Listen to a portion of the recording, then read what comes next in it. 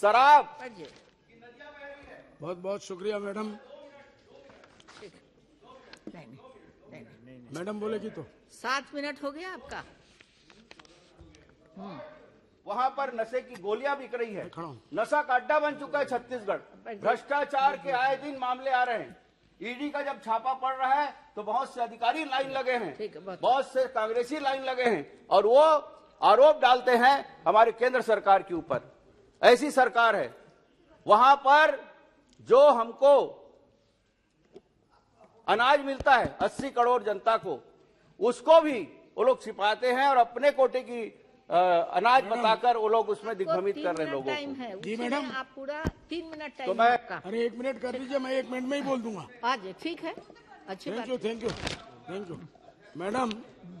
मैं इस बिल के सपोर्ट में भी खड़ा हुआ हूँ और डेड अगेंस्ट भी हूँ, क्योंकि इस बिल में अगर कुछ अच्छी चीजें आई है और यकीनन आई है तो उसकी हम क्यों मुखालफत करें, देश की भलाई के लिए।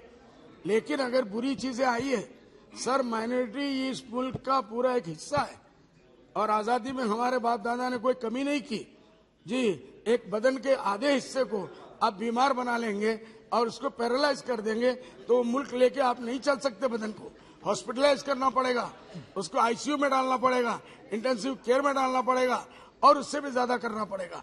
इसलिए ये जो माइनॉरिटीज के साथ नाइंसाफी हुई है, आपने मुबारकबादी के लिए, इलेक्शन को बाकी रखने के लिए आपने अच्छा किया, बहुत अच्छे स्कीम लाई।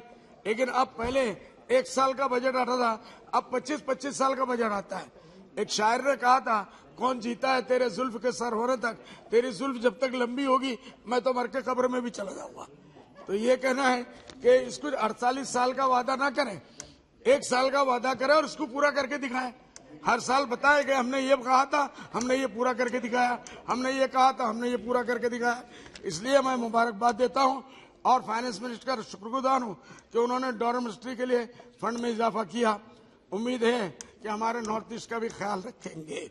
इसी तरीके से हम सराहना करते हैं फाइनेंस मिनिस्टर की कि उन्होंने आम लोगों के टैक्स में 5 लोगों की 5 लाख की जगह अब 7 लाख कर दिया। लेकिन अफसोस इस बात का है कि महंगाई के मुतालिक बजट में कोई बात नहीं आई।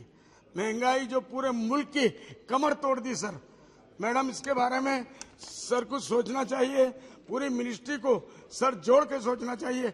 मुल्क कहाँ जा रहा है, गरीबों का जीना दूभर हो गया, 2 वक्त की रोजी नहीं करा सकते, आमदनी बढ़ नहीं रही है, बेकारी बढ़ रही है, बेरोजगारी बढ़ रही है, लेकिन सरकार इस तरफ से उनके लिए नौकरियां नहीं दे रही है।